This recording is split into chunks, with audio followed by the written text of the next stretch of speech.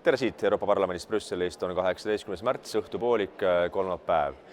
Käesolev nädal on olnud eelkõige komisjoni istungite nädal, et anda siis ülevaadet aruannet oma valijatele, tulevastele valijatele, endistele valijatele ja kõikidele konkurentidele ja rääkida loomulikult sellest, mida võib-olla Delfi ja Postimees ei räägi.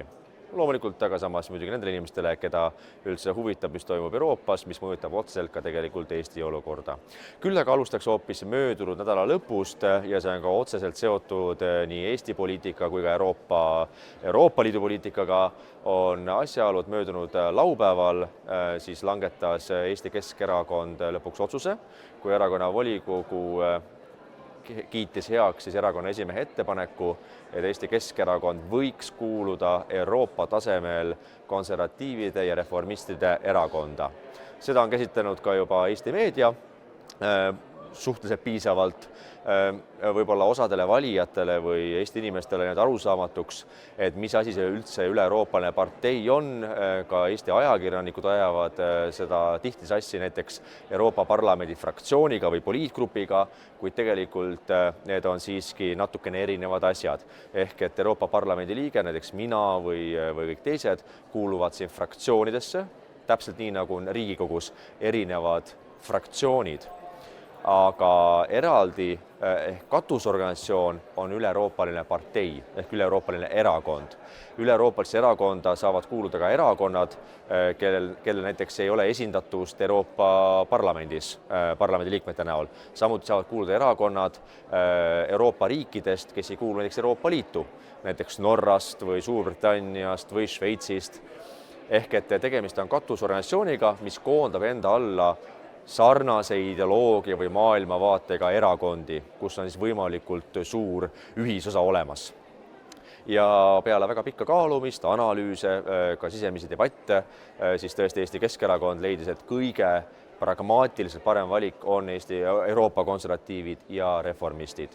Antud poliitpartei või poliitperekond sai alguse aastal 2009, kui Briti konservatiivid lahkusid Euroopa Rahvaparteist ehk EPP-st just nimelt põhjusel, et juba toona ligi 20 aastat tagasi oli Euroopa Rahvapartei liiga aldis Euroopa Liidu föderaliseerumisele, võimu koondumisele Brüsselisse, kõikidele regulatsioonidele, direktiividele, määrustele ja britid soovisid luua sellist mõistlikku poliitilist perekonda, kus oleks au sees vabakaubandus, vabaturg, inimeste vaba liikumine, need aluspõhimõtted, milleks üldse Euroopa Liit on alguses loodud, aga samal ajal kõik muud küsimused, eelkõige just sotsiaalküsimused, väärtusküsimused, näiteks abielu küsimused, et kas peaks olema ikkagi traditsiooniline abielu au sees või võivad olla ka mingid samasoolised abielud, millised peaksid olema sotsiaalküsimused, pensioniküsimused, haigekassa küsimused, et need on kõik liikmesriikide pädevuses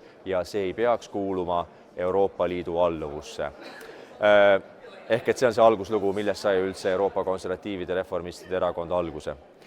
Selle kohta ma tegin ka ülevaatliku video, mis on sotsiaalmeediast leitav, eelkõige Facebookist.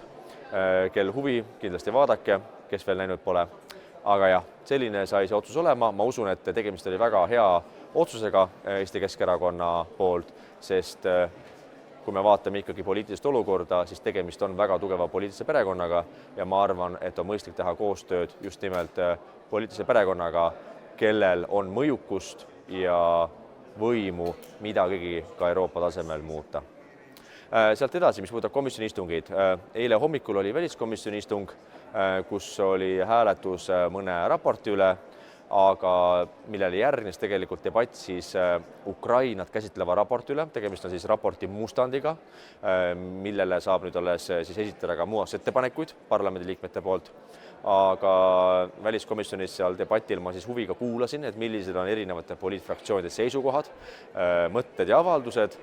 Ja ausalt öeldes päris hirmutav on kuulata osade parlamendiliikmete intellektuaalset võimekust, mis on tekitab küsimusi, et kuidas need inimesed on saanud valituks kuskile parlamenti. Igastahes oli seal seinast seina arvamusavaldusi, ka mina võtsin sõna väliskomisjoni istungil, rõhutasin loomulikult ka osadele eelkõnejatele jätkuks, et me ei tohi mitte kuidagi kinni pigistada fakti, et korruptsioon on tohutu probleem Ukrainas, sellega tuleb tegeleda, tuleb survestada, ja seda tuleb ka jõulisemalt mainida antud raportis, mis on siis valmis küpsemas Euroopa Parlamendis. Aga samal ajal, kui mõni kolleeg seal Euroopa Parlamendi teistest fraktsioonidest, näiteks Saksa kommunist kurtis selle üle, et raportis ei ole mainitud mitte sõnagi ametiühingutest ja seetõttu näiteks Ukrainas töötajad ei saa streikida. Siis ilmselgelt inimene ei pärine planeedilt Maa, kui ta räägib, et sõjaolukorras olev riik peaks hakkama mõtlema selle peale, et kuidas peaks olema tagatud töötajate õigused ja võimalused korraldada streike. No tõesti. Siis üks Bulgaaria, siis ühest väga-väga parempoolsest poliitfraktsioonist bulgaarlane rääkis sellest, et kuidas Ukrainas suurim probleem on russofoobia. Mina oma sõnavõtus ka vastasin talle, öeldes, et kui Venemaa ründab Bulgaariat, siis tõenäoliselt enamus bulgaarlasi on üleöö päris suured russofoobid. Ehk et see ei ole lihtsalt adekvaatne jutt, mida see bulgaarlane rääkis. Ja muidugi kõige lõbusam oli meil ungarlastega, sest et Ungari siis Fideszi erakonna esindaja sõimas Ukrainat sellepärast, et umbes, et miks ei ole siis selles valmimas raportis mainitud seda, et Ukraina praegu justkui takistab nafta transiiti Venemaalt läbi Ukraina Ungarisse. Põhjus on siis selles, et lihtsalt Venemaa ründas ka seda naftatoru, mis sai kahjustada. Ukraina ilmselgelt ei ole siis kas võib-olla teadlikult kiirustanud selle parandamisega, sest ausalt öeldes kõige rohkem kannatab selle naftatoru purunemise või kahjustamise pärast Ungari. Ja kui me vaatame jällegi Ungari tegevust Ukraina suunas, siis ausalt öeldes on väga raske midagi ette heita ukrainlastele, et nad tõesti ummisjalu ei jookse kohe kiirkorras parandama naftatoru, et sellega ungarlaste muresid lahendada. Sest ungarlased pole just ka ise väga suuremad ka, ütleme, abistajad olnud, mis puudutab Ungari küsimust või Venemaale vastandumist.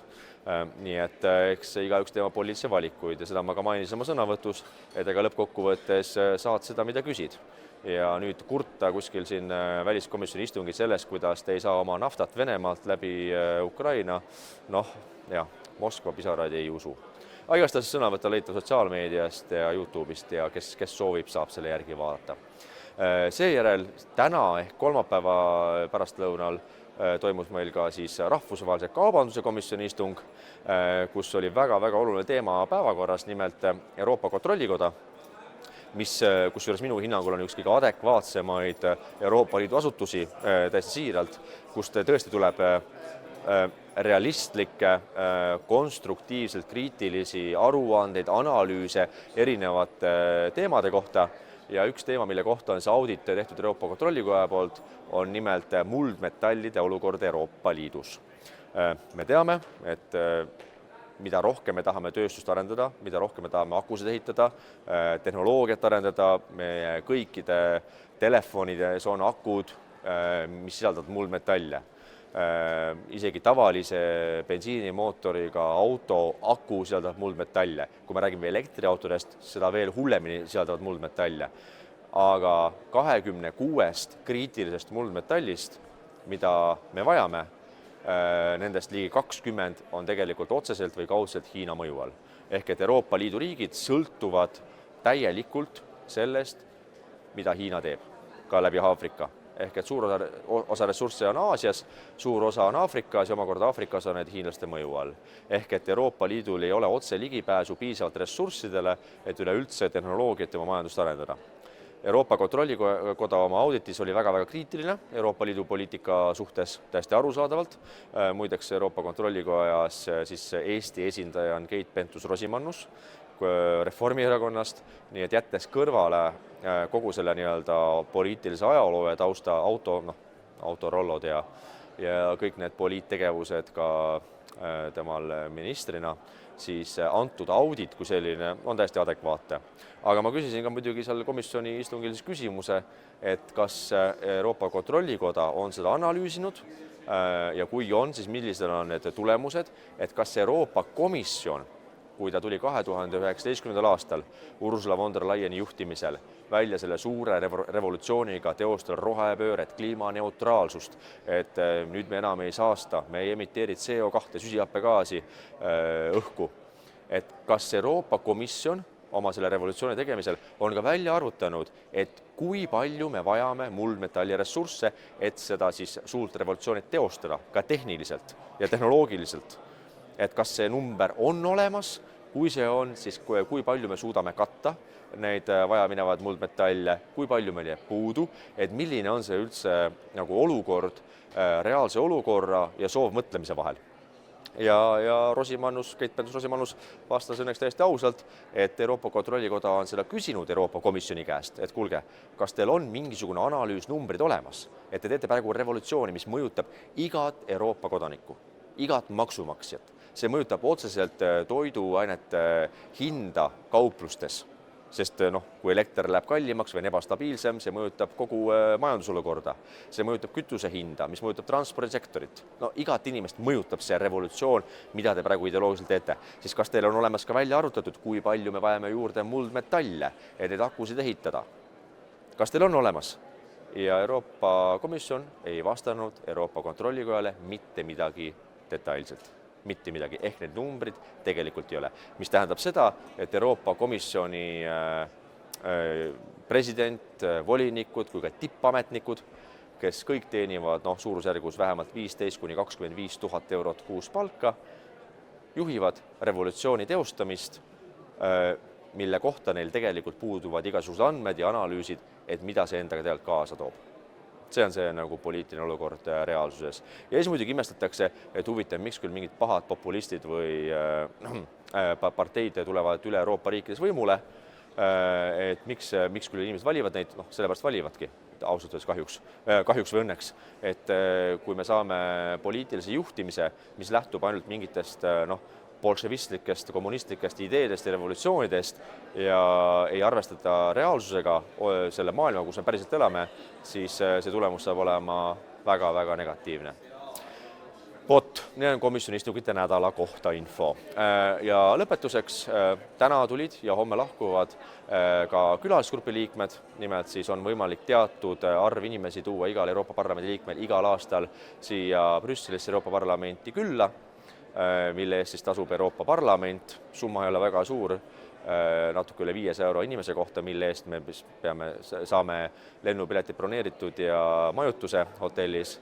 Aga täna ja homme on meil külas siin Euroopa Parlamendis siis külalised Eesti Keskerakonna liikmed Raplamaa piirkonnast ja Tapa piirkonnast, Lääne-Virumaalt, 29 inimest. Nii et mul oli hommikul väga meeldiv ja rõõmus meel neid tervitada. Tutvuvad siin Euroopa Parlamendi olemusega ja saavad käia natukene Brüsseli peal ringi. Ja homme ma lendan tagasi juba Eestisse, sest homme toimub Tallinna linnavolikogu istung, kus ma loomulikult kavatsen taas osaleda. Nii et kõikidele kriitikutele, kes ütlesid enne kohalikke valimisi, et raudselt sa oled part ja tegelikult volikokku ei tule, siis teile. Olen täiesti volikogu liige ja katsun osaleda nii palju kui vähegi võimalik ka volikogu istungitel.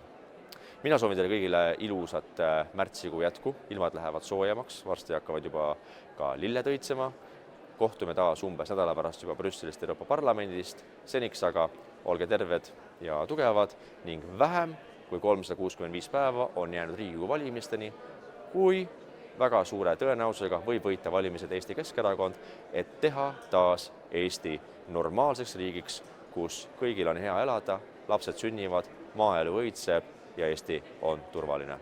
Olge terved ja taas kohtume!